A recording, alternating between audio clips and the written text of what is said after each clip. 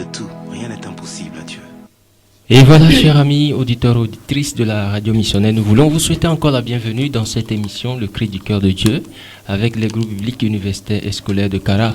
Eh bien, ce matin, par la grâce de Dieu encore, nous nous retrouvons dans ce studio de la radio missionnaire. Nous sommes très contents pour cette grâce que le Seigneur nous fait de nous retrouver pour le compte d'un nouveau thème, sinon d'un thème que nous connaissons déjà. Alors, mes amis, nous voulons vous souhaiter la bienvenue. Et nous croyons qu'à l'issue de cette émission, le Seigneur, dans sa grâce, va nous fortifier, transformer et créer encore de nouvelles choses dans nos vies. Eh bien, le samedi passé, nous étions en train de décortiquer un thème qui parle du sexe avant ou après le mariage pour un chrétien, pour un enfant de Dieu. Et nous avons essayé de définir le sexe, son importance. Faut-il consommer le sexe avant ou après? Nous avons essayé de comprendre ceci. La dernière fois, nous avons aussi eu le temps de parler de beaucoup de choses que nous croyons que cela a fait du bien à nos auditeurs. Eh bien, vous qui venez de nous rejoindre, sachez que vous êtes avec les GBUSK. Ce matin encore, nous allons continuer dans ce thème. Ceci étant, notre thème de ce matin, c'est le sexe avant ou après le mariage pour un chrétien ou une chrétienne. En tout cas, nous allons l'appeler le volet 2. Pour ce faire, nous recevons encore ce matin nos amis que nous avions entre-temps reçus. C'est vrai, mais nous allons, même si nous les connaissons déjà, leur donner l'occasion de se présenter à nos auditeurs et auditrices. Alors, mes amis, bonjour et soyez les bienvenus ce matin. Bonjour, frère. Voilà. Alors, nos amis, les auditeurs veulent vous connaître. Alors, moi, c'est le frère Émile Medokbo, le responsable du groupe Papa Dis-moi tout. C'est ça. Et AD Karadongoyo. Ok, merci beaucoup. Alors, bonne arrivée. Merci. Monsieur Émile n'est pas seul, il est aussi accompagné de notre frère que nous allons donner la parole. Ok, merci. Ici, je me nomme de Karadongoyo. Ok. Monsieur Ephraim, soyez les bienvenus. Merci. Alors, nous avons une autre personne que nous donnons aussi la parole de se présenter. Merci beaucoup. Moi, c'est Koujoua Baladissirama, enseignante de philosophie au lycée Chichinda et membre du groupe PEN. Merci. Merci. Alors, voici notre bien-aimé Ephraim, Émile et Karine. Soyez les bienvenus ce matin. Alors, nous allons continuer dans notre thème hier, sinon avant-hier, le samedi passé. Nous avions parlé avec vous du sexe avant ou après le mariage. Et avec votre complicité, nous avons découvert beaucoup de choses. L'importance, ce qu'il faut faire et ce qu'il ne faut pas faire, ce qu'il faut dire, ce qu'il ne faut pas dire. Et aujourd'hui, nous allons essayer d'aborder le point des conséquences. Nous avions parlé du sexe et nous sommes convenus. Pour un enfant de Dieu, pour un chrétien, il n'est pas permis, sinon bon, de consommer le sexe avant le mariage. Et nous avons découvert que non seulement pour enfants de Dieu, mais même certains dans le monde aussi le savent, certains principes aussi l'interdisent. Mais aujourd'hui, nous allons parler des conséquences qui peuvent découler de la consommation du sexe avant le mariage. D'abord, nous voulons savoir s'il y a des conséquences positives, s'il y a des conséquences négatives, et quelles sont ces conséquences. Monsieur Émile, vous avez la parole. Merci, frère. Voilà. Merci aux fidèles auditeurs de la radio missionnaire. Oui, vous avez déjà fait le résumé de ce que nous avons discuté, parlé le samedi passé. Oui. Pour dire, en parlant des conséquences, il y a des conséquences négatives de la consommation du sexe avant le mariage. Il y a les conséquences négatives, surtout sur le plan psychologique et sur le plan spirituel. Alors, si je peux me le permettre de les développer, en fait, le sexe,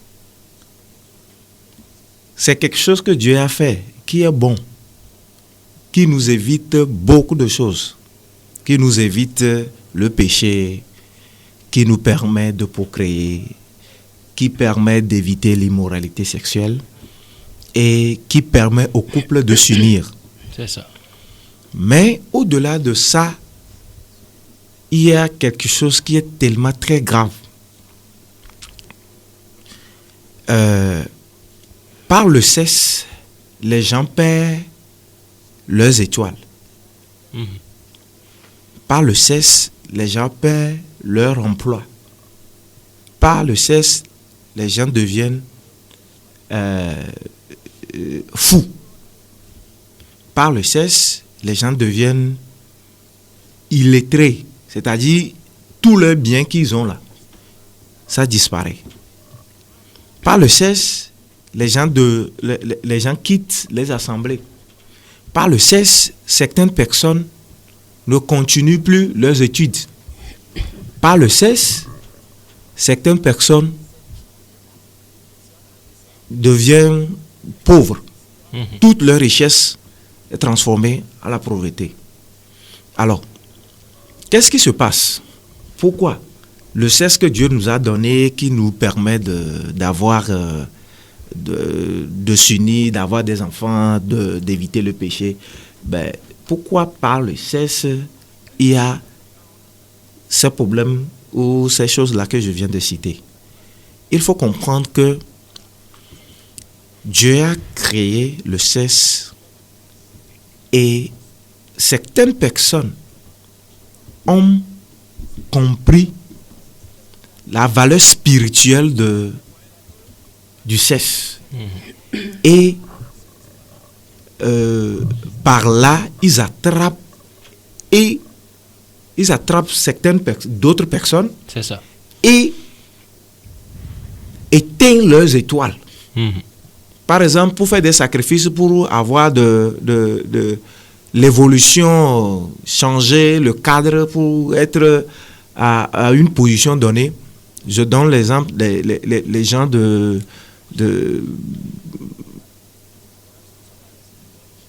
certaines personnes qui sont des occultistes. Les occultistes, ils font l'amour avec certaines sœurs ou certains frères pour retirer leur bénédiction.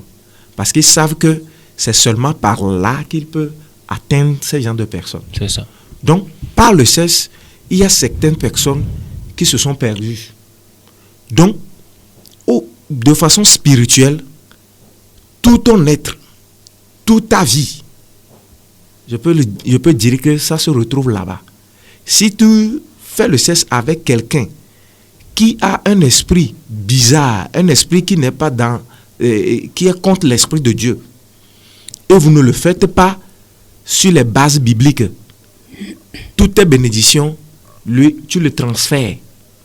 Il prend et puis tu deviens comme un tonneau vide. Et toutes tes bénédictions partent. C'est pourquoi je comprends pourquoi les responsables ou nos grands nous disent pas de sexe avant le mariage. Pas de sexe avant. Mais on ne comprend pas.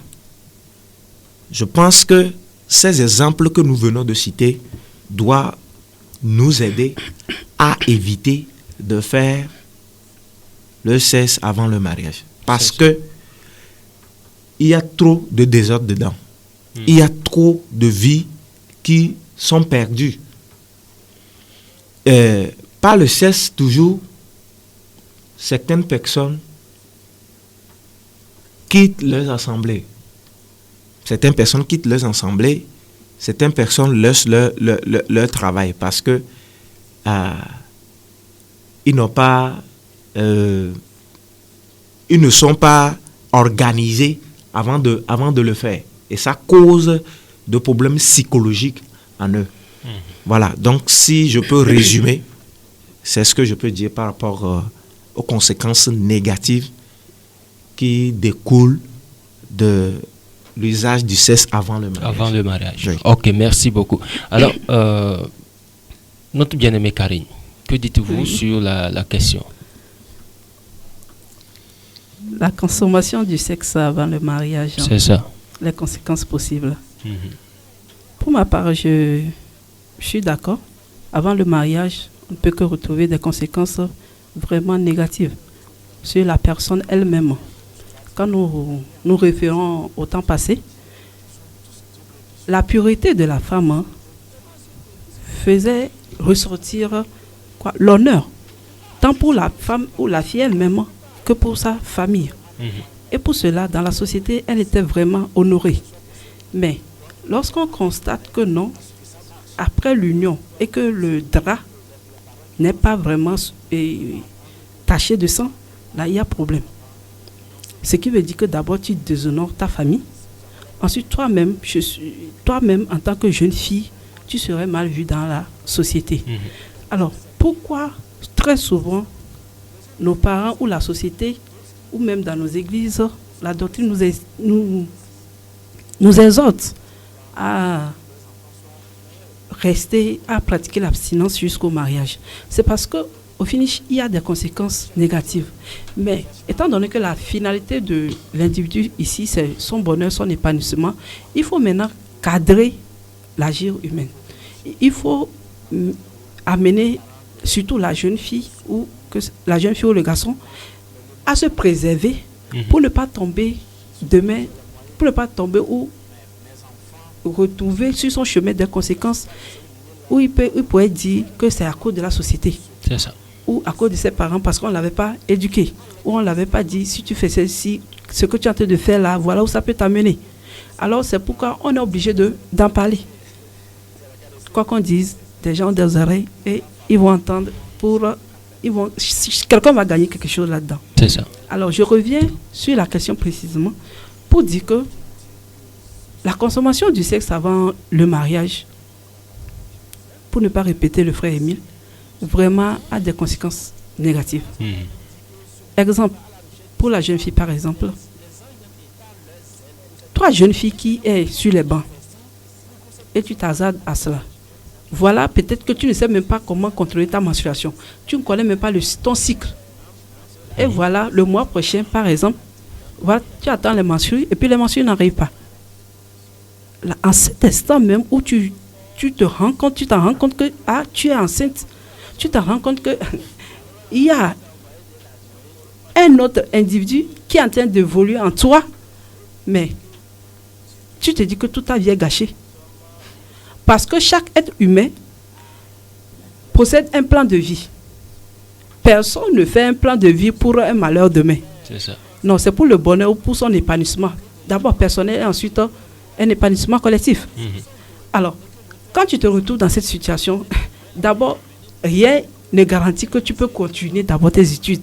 C'est ça. Et quand on dit que tu ne continues pas tes études, c'est qu'il y a forcément un blocage à quelque part pour ton épanouissement. Ensuite, il y a des maladies. On ne va pas quand même passer sous silence là. La parole de Dieu dit dans Hébreu que le lit conjugal soit exemple de souillure. Maintenant, le sexe consommé entre deux individus, c'est qu'il y a communication d'esprit. Et quand il y a communication d'esprit, tu sais pas quel est l'esprit qui anime l'autre. Est-ce que cet esprit est un esprit, un bon esprit ou un mauvais? Là, tu ne sais pas. Alors, du coup, tout de suite, tu commences par peut-être constater que dans ta vie, mais rien ne va plus comme avant. Il y a des personnes, quand tu entres en contact avec ces personnes-là, si tu fais attention véritablement à ta vie, tu vas constater que aux heures suivantes, mais tout commence par chambouler dans ta vie, tu ne comprends plus rien. Alors, la consommation du sexe avant le mariage n'entraîne que des conséquences négatives. Maintenant, la société, quand même, quand on dit souvent quand un enfant est dans le sein de sa maman, l'enfant appartient à la maman. Voilà. Mais quand l'enfant sort, l'enfant appartient à toute la société, au fait. C'est ça. Mais la société inculquant des valeurs, puisque dans chaque société, il y a des valeurs. Mais la société en inculquant ces valeurs attend de toi que tu puisses revenir contribuer à son développement. Mais comment tu peux contribuer au développement quand tu traînes des maladies incurables, par exemple? Quand toi, tu ne peux plus, tu n'es plus en mesure de prendre un document, tu n'es plus en mesure de recevoir l'éducation scolaire. Comment? très souvent, loin de moi de dire que je m'intéresse trop aux filles, mais c'est que la jeune fille reste au fait un acteur ou une actrice clé du développement de la société. Donc, très souvent, les conséquences retombent plus sur la jeune fille. C'est ça. C'est pourquoi je cite trop les jeunes filles. En tant que jeune fille, tu es appelée, selon la société, à être sous l'autorité d'un homme. Ok. Il faut que tu sois avec un homme qui va te rendre heureuse toute ta vie. Mais juste parce que tu n'as pas pu t'abstenir, tu te retrouves avec une grossesse qui t'oblige maintenant à vivre avec quelqu'un dont tu ignores même quelle est vraiment la personnalité. Tu ne peux même pas dire quelque chose de très clair sur la personne elle-même. C'est ça. Mais tu es obligé de vivre avec cette personne. Et chaque jour, tu ne fais que vivre petit à petit l'enfer sur la terre, entre guillemets. Juste parce que tu n'as pas pu te contenir. Oui, peut-être des gens diront, bon, ce n'est pas l'éducation scolaire seule. La fille peut aller quand même apprendre un métier, faire ci, faire ça. Mais il s'agit là aussi d'un autre point. Les métiers, oui, elle peut l'apprendre. Mais est-ce que c'était ça vraiment, sa vision? Est-ce que c'était son ambition en fait? Là, elle s'est détournée au fait de son ambition. C'est ça, même peut-être de sa destinée. Voilà, Justement. consécuter sa destinée. Ce qui veut dire qu'il y a problème. Le mieux, c'est de se contenir. Au-delà de tout, certaines même vont oser aller voir quelqu'un pour dire que cet enfant-là, je ne peux pas garder cet enfant. Et là, on tombe carrément, on va carrément à l'encontre de ce que la parole de Dieu nous déclare. Là, tu coupes une vie comme ça. Homicide volontaire. Tu interromps une vie. Et cette vie-là, Dieu même avait aussi un plan pour cette vie. Mais tu coupes. Tu ne permets pas à Dieu de glorifier son nom à travers cet enfant. Et ça, tu pèches encore contre Dieu. D'abord, tu pèches contre ton propre corps. Tu pèches contre la société. Et tu pèches pire contre Dieu. C'est ça. Et je ne pense pas que dans cette situation, si ta psychologie ne peut même pas être stable. Et quand la psychologie est attaquée, rien ne peut y aller. Une fois que la psychologie d'un individu est attaquée, quelqu'un est là et puis psychologiquement il n'est pas stable, je ne pense pas que c'est aller à l'école, arriver à l'école, il peut retenir un cours. Je ne pense pas qu'arriver au service, la personne, ou bien en tant qu'apprenti, la personne peut retenir ce que son maître est en train de lui enseigner. Juste parce que la personne serait perdue. Perdue parce qu'elle aurait perdu d'abord, elle n'a pas la joie, elle n'a pas la paix.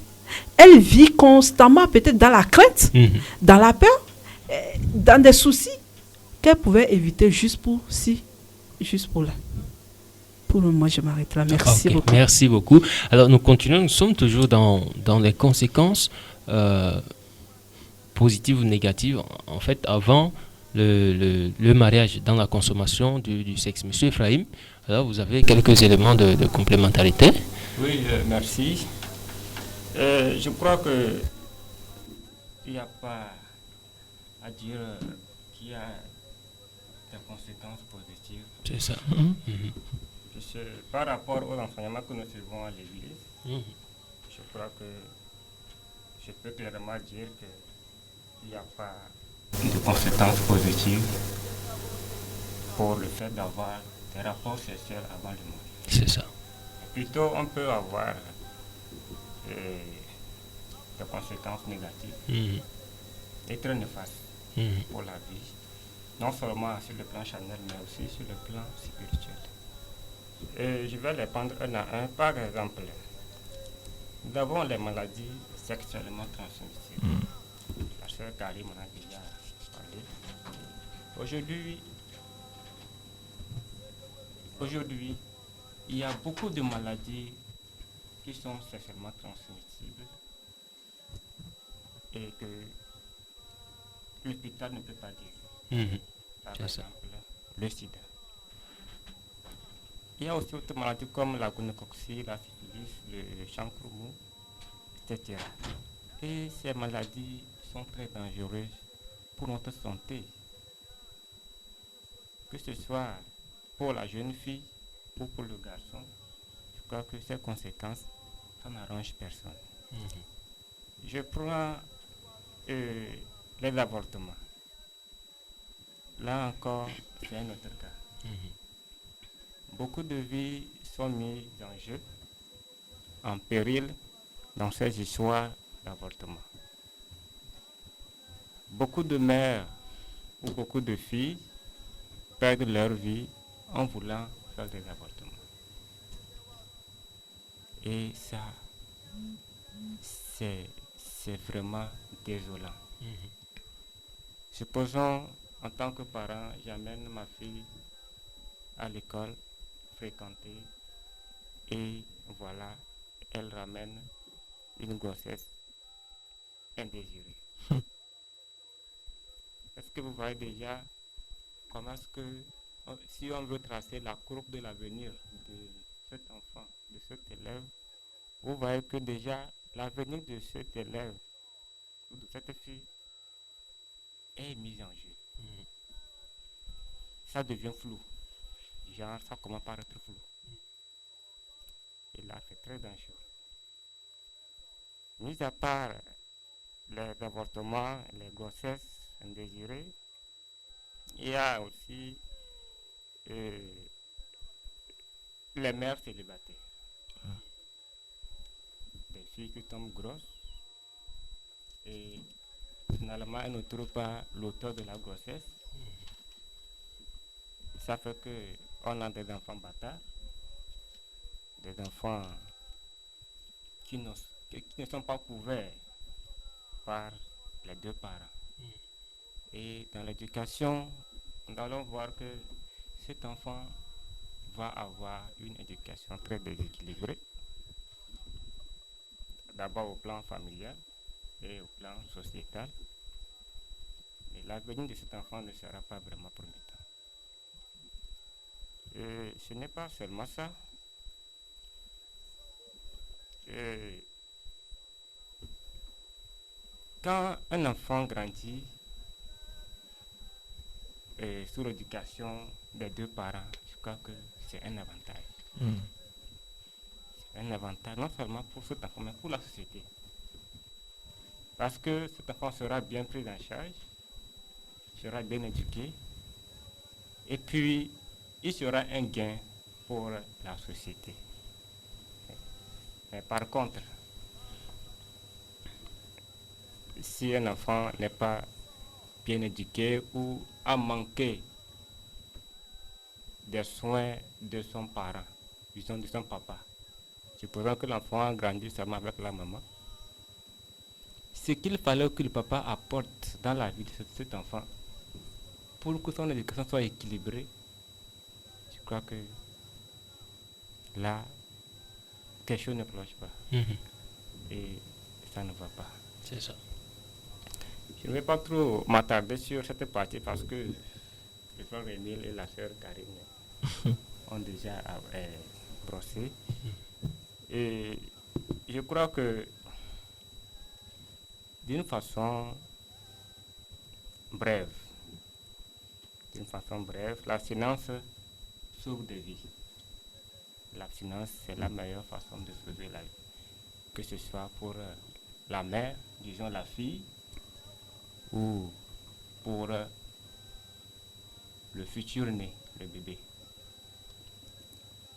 Et donc, je crois que, bon, c'est ça. Ok, bon. merci. Je vais m'arrêter ici avant de... C'est ça. C'est ça. Oui, ok, oui. ok. Ne pas anticiper les choses. Ouais. Ok.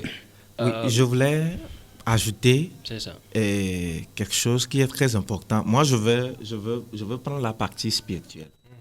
Je vais vraiment prendre la partie spirituelle. Il y la guerre de l'âme. D'accord? Là-bas. Je vous dis qu'il y a beaucoup de problèmes que nous avons à l'église actuellement ou dans nos communautés religieuses. Ce ne sont pas souvent les tantes, les oncles qui sont là derrière nous à nous faire du mal et autres. C'est nous-mêmes. C'est nous-mêmes. Il y a une partie de notre responsabilité dedans. Parce que il y a certaines personnes qui sont là.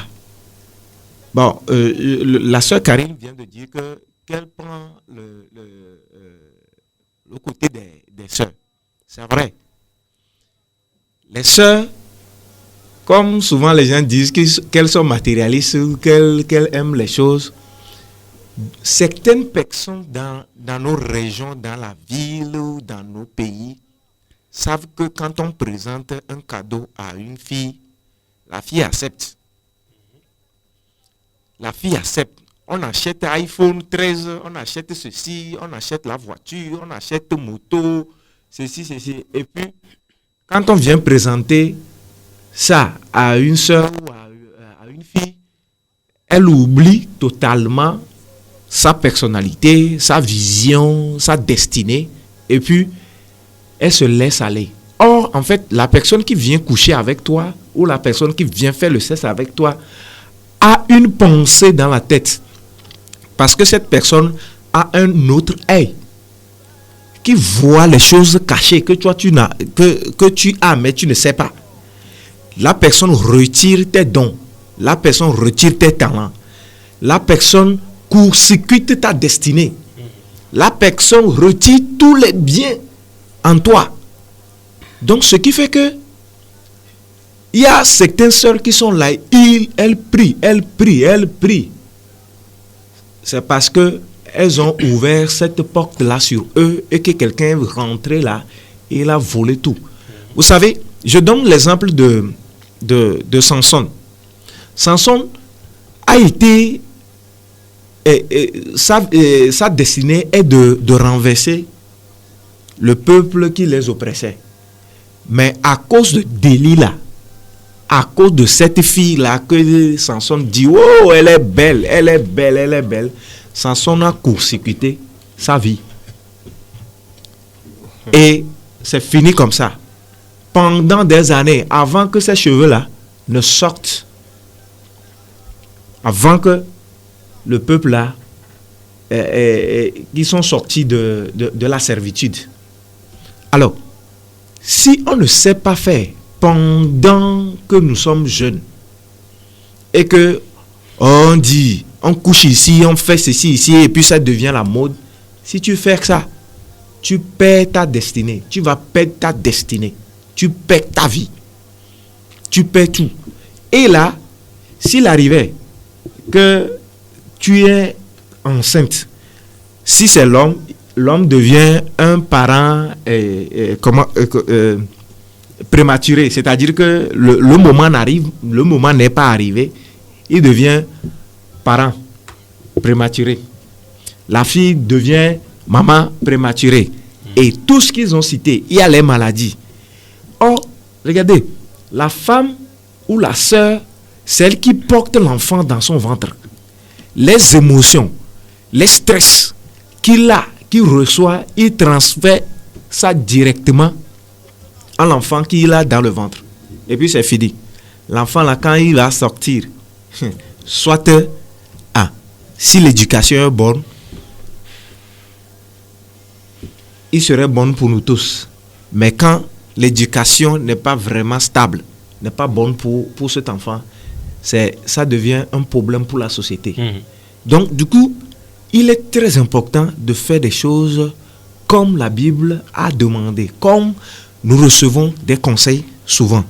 Donc, seulement le sexe qu'on a fait avant le mariage, on a les impacts négatifs. Ces impacts négatifs sont psychologiques, spirituels et de côté de la santé aussi. Et ça touche tous les domaines. Parce que c'est la vie de quelqu'un qui est en jeu. Donc, il est très important que l'on pratique l'abstinence. L'abstinence, c'est seulement ça qui peut nous sauver. Ok. Merci beaucoup pour ces éléments de réponse. Nous continuons dans cette émission. Eh bien, chers amis, si vous venez de nous rejoindre, nous sommes dans l'émission Le Cri du Cœur de Dieu avec le groupe biblique Université scolaire de Kara. Eh bien, nous sommes en train de parler des conséquences du sexe avant le mariage. Alors, voici une question qui me vient. Est-ce que la consommation du sexe, par exemple, avant le mariage, peut entraîner certaines conséquences au niveau relationnel dans le mariage, selon vous, Monsieur Ephraim? Oui, sans doute, je peux dire oui. C'est ça. Je peux prendre par l'affirmative. La consommation du sexe avant le mariage peut avoir des impacts très négatifs dans le futur couple. Et je crois que l'homme a créé le corps de la femme et qui fonctionne d'une façon. C'est ça. Je crois que beaucoup de filles n'ont pas encore compris ça. Je prends l'exemple d'une fille qui se laisse à une vie de débauche et espérant que quand elle sera au foyer, elle va changer. Bon, je ne sais pas. Si ok, allez-y, toi. Je ne sais pas si elle fera un miracle pour changer. Puisque tout s'apprend. Si on veut être fidèle au foyer, je crois que on doit commencer par s'efforcer à mettre en application les enseignements reçus, à se garder chaste jusqu'au jour du mariage. Là, comme ça, je crois qu'on sera fidèle au foyer. Mais si on prend goût par ici, par là, avec diverses formes, et vous voyez, les hommes aussi sont divergents. Sortir avec celui-ci, sentir l'odeur de son parfum, je ne sais pas si ton mari aura l'argent d'acheter un tel parfum, par exemple. Ou aller par ici, par là, manger, boire, s'offrir tout ce plaisir. S'il arrivait que tu arrives au foyer et que ton époux, ton honorable époux, n'est pas dans cette logique-là, genre faire cette vie, des sorties comme ça et autres, si ce n'est pas son genre, je crois que tu seras très mal à l'aise au foyer. Et déjà, ça va t'amener à penser aux anciennes relations, aux anciens copains. Et puis voilà, c'est comme ça, peu à peu, c'est très facile de tomber. C'est ça. Est-ce que vous voyez? Je vais m'arrêter ici. Ok, merci. Alors, bien-aimée Karine, Oui. qu'en pensez-vous? Oui, les conséquences, excusez-moi, les conséquences de la consommation du sexe avant le mariage dans le couple. C'est ça. Ok. Véritablement parlant, il y aura toujours des conséquences. Et les conséquences, là, moi je les qualifie de conséquences négatives. Puisque aujourd'hui même, le monde même nous a déjà mis là quelque part par rapport au sexe.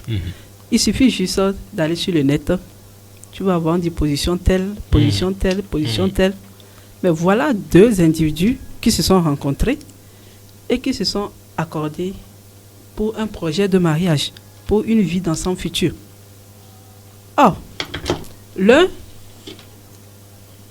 dit, voilà, nous devons rester, nous devons pratiquer l'abstinence, et les deux se sont accordés là-dessus. Mais, étant donné que, entre les deux, il se pourrait qu'il y a un seul qui vivait déjà le sexe. La personne s'est dit qu'avec mon partenaire, nous sommes promis, ou nous avons le projet de mariage, donc nous n'allons pas nous toucher. Mais la personne sort pour aller faire le sexe ailleurs. En faisant le sexe, c'est qu'elle apprend, elle maîtrise la manière de faire cela. Or, l'autre est resté tel. Du coup, lui, il ne sait pas ou elle ne sait même pas comment s'y prendre. Bon, elle attend le jour des noces pour goûter aux fruits défendus. Voilà. Voilà, les deux arrivent à la maison maintenant. Il y a problème. Il y a problème parce que l'autre qui a pris, le partenaire qui a pris tout son temps à consommer le sexe, est déjà habitué. C'est ça. Maintenant, le novice, lui, quand ça va se passer entre eux, il n'y aura pas match, quoi. Le pauvre. Ce n'est pas un garçon, forcément, la fille aussi perd dedans. Ok. Donc, je disais qu'il n'y aura pas match. L'un serait frustré. Par conséquent, étant donné que ce sont promis pour le meilleur, je vais te rendre heureux, je vais te rendre heureuse. Voyant l'autre qui n'est pas heureux ou heureuse, automatiquement, lui aussi, sa joie part. Si vraiment il y avait l'amour, sa joie aussi va partir. Puisque la partenaire ne se sent pas à l'aise. Maintenant, il y a autre aspect. Celui qui s'est gardé pur s'attend que bon, c'est maintenant nous deux, nous allons nous découvrir. Si, comme le disait le frère Emile la fois passée, dans ton CV, tu avais dit que tu n'avais jamais touché. Voilà. Donc, l'autre s'est dit que c'est maintenant nous allons nous découvrir. Et voilà, dans la découverte, il constate que ce n'est pas vraiment une découverte pour toi, au fait. Mais ça, c'est une déception. Hein. C'est une déception. Et je ne suis pas sûre que ce foyer-là, pour que le bonheur dont ils se sont promis là, puisse se stabiliser, mais ce serait un peu compliqué. Ce serait compliqué parce que là, la confiance est brisée. Or, dans la relation, quand la confiance est brisée, c'est pas... Rien ne promet qu'il y aura la joie là-bas. Rien ne promet. C'est ça. Ok. Monsieur Emile. Oui. Je vais renchérir un peu. Ok, allez-y. Je crois que ce que la sœur Karine vient de dire, je crois que c'est très pertinent.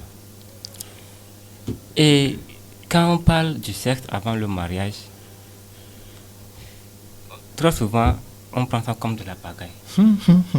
Comme c'est un jeu dans le sable.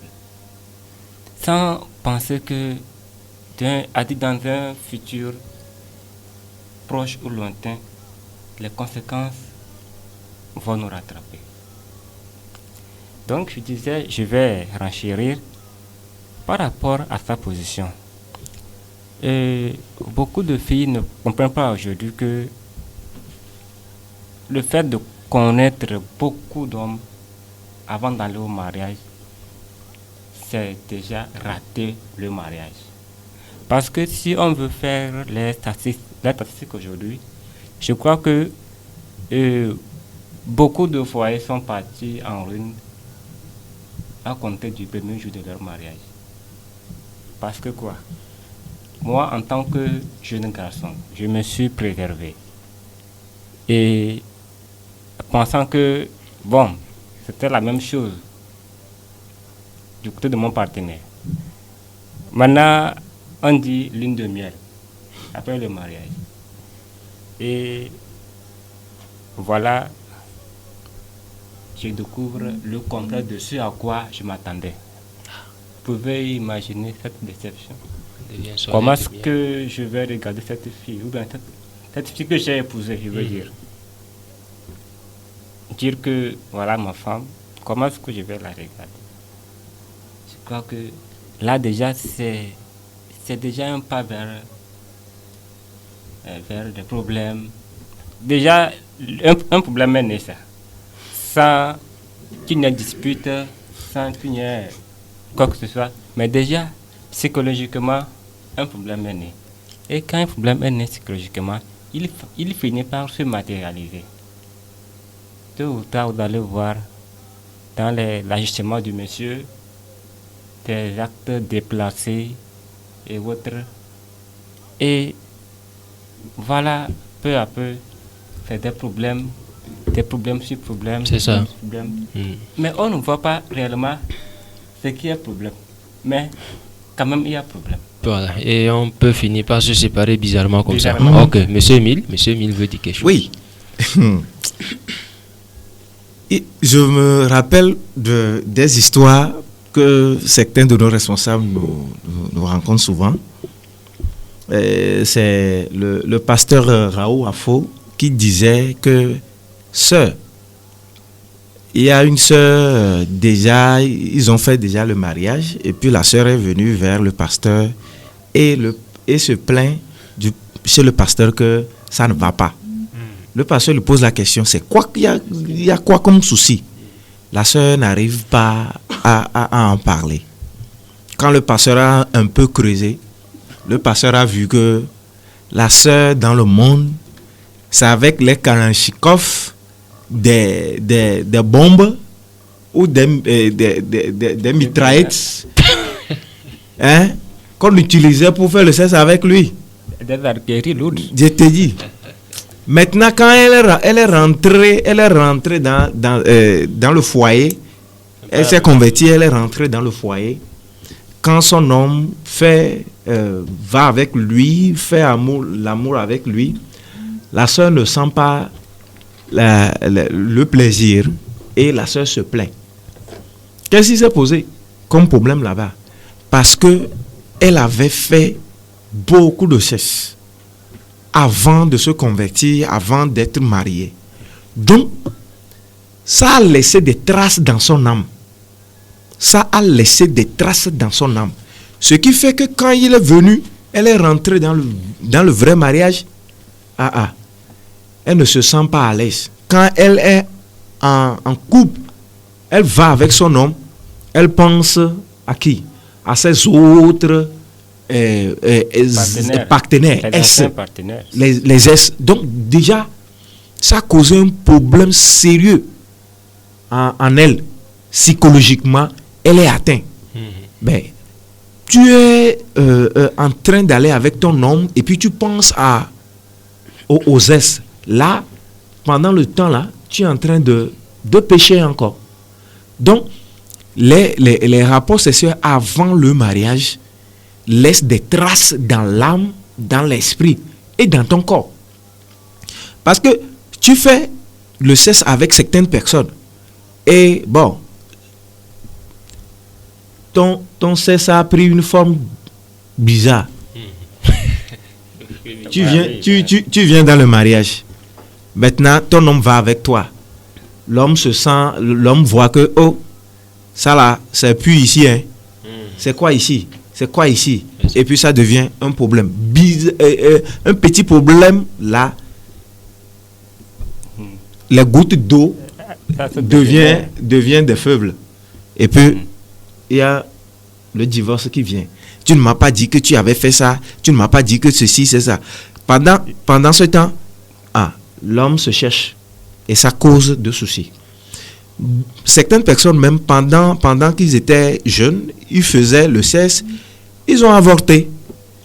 Elles ont avorté. Rentrer dans le mariage, on cherche enfant, on ne trouve pas. On dérange les pasteurs. On va dans les centres de prière, on prie. Dieu dit, je t'avais donné, tu avais évacué. On fait comment? Donc, tout ça, ce sont des conséquences qui viennent. Donc, vaut mieux, laissons tomber. C'est ça. Et pratiquons l'abstinence. Et rentrons dans le mariage normalement. Ok, merci pour tous ces éléments de réponse. Alors, très rapidement, vu qu'il nous reste quelques poussières de temps, peut-être avec toutes ces conséquences que nous avions découvertes aujourd'hui, il y en a qui le savent déjà. Nous avions parlé de d'autres sujets, de l'autre partie la dernière fois. Aujourd'hui, nous parlons des conséquences. Un mot de fin à l'endroit de nos auditeurs. Monsieur Emile. Fidèles auditeurs, merci de nous avoir suivis. Ce que moi je veux dire, je l'avais dit dans l'autre émission, c'est que ton sexe avant le mariage te permet d'aller uriner. Point bas. Ton sexe avant le mariage, ça te permet d'aller uriner. C'est ça. Après le mariage, tu fais bien l'usage de ça avec ton partenaire. Et tu urines aussi. Ça fait deux choses. Préserve ton âme, préserve ta psychologie, préserve beaucoup de choses. Préserve ta bénédiction. C'est très important. 5 minutes de plaisir peut gâcher toute une vie. 5 minutes de plaisir peut gâcher toute une vie. Donc, concentre-toi. Mets cadenas, porte cadenas et garde-toi très bien. Merci. Merci. Monsieur Ephraim. Merci. Je crois que je vais dire tout simplement que l'abstinence sexuelle, c'est la meilleure façon de se préparer au foyer pour être heureux. Je crois que ce n'est pas une faveur pour une fille ou pour un garçon de s'abstenir. Ce n'est pas une faveur qu'on fait à quelqu'un, quoi. Non. C'est pour ton Je propre dis bien. que je fais cette faveur au pasteur, mais cette faveur à mon papa ou bien à moi. Non. C'est une faveur qu'on fait à nous-mêmes. C'est une faveur qu'on accorde à notre personne elle-même d'abord. Et en donnant par ce canal de la dignité, de la valeur à notre personnalité de femme ou d'homme, je crois que c'est très capital. Et pour mot de fin, je voudrais remercier tout le personnel de la radio missionnaire de Kara. Merci pour l'accueil. Et à tous les auditeurs, merci pour votre aimable attention à ce programme. C'est ça. Merci, Karine. Vous avez la parole. Merci beaucoup. Merci à la radio missionnaire. Merci, chères auditrices et auditeurs. Merci à tous les débatteurs, entre griffes. Merci beaucoup. Ce que moi je vais dire, je vais un peu revenir sur la responsabilité des parents pour dire que, quoi qu'on dise, l'éducation donnée par les parents reste capitale pour la vie de l'enfant. Donc que les parents nous fassent grâce, qu'ils éduquent réellement leur enfant selon la meilleure voie à suivre. Instruire l'enfant selon la voie qu'il doit suivre, et quand il va grandir, il ne va pas s'en détourner. Et je pense que un parent qui prend à charge, qui prend soin et fait le suivi de son enfant, l'enfant aussi va honorer et lui-même sa propre personne et le parent et la société. Aussi que les parents qui n'ont même pas pu aussi accéder à ce stade fassent un effort pour que leur enfant n'empruntent pas ou n'emboîtent pas leur pas, mais que leur enfant ressorte tête haute dans la société. Merci beaucoup. Merci. Voici qui met un gros point à notre émission d'aujourd'hui. Alors, chers amis, nous croyons que vous avez écouté, que ceci vous a fait du bien. Et nous voulons de passage dire merci à tous ceux-là qui est à l'écoute et à nos chers amis invités. Monsieur Émile, merci. Merci d'accepter notre invitation. Monsieur Ephraim et Karine, merci à vous aussi. Nous sommes très contents et honorés de vous recevoir. Nous croyons que par la grâce de Dieu, d'ici peu, on va encore se retrouver pour le compte d'autres thèmes. Que le Seigneur vous bénisse. Amen, amen. Alors, chers amis auditeurs, nous sommes à la fin de cette émission, Le Cri du Cœur de Dieu, avec des groupes bibliques universitaires et scolaires de Kara, tout en espérant se rencontrer, sinon se retrouver sur les ondes de la radio missionnaire. Le samedi prochain, nous voulons vous dire de vous garder, de prendre soin de vous, et que le Seigneur lui-même vous fortifie, qu'il vous soutienne, même si c'est difficile, c'est pas impossible. Que le Seigneur vous bénisse. À la prochaine.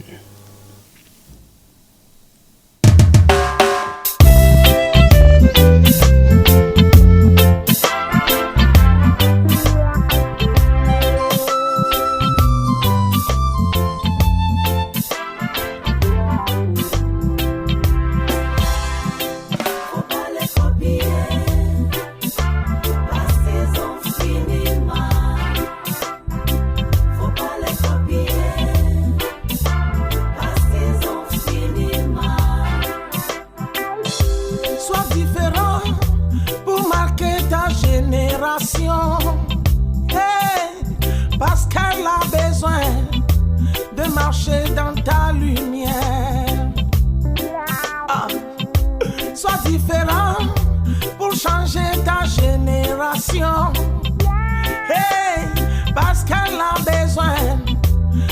marcher dans ta victoire. Faut pas copier les anciens qui ont fini mal, car ils ont trahi et déçu leur génération. Hey, ils ont découragé et détruit leur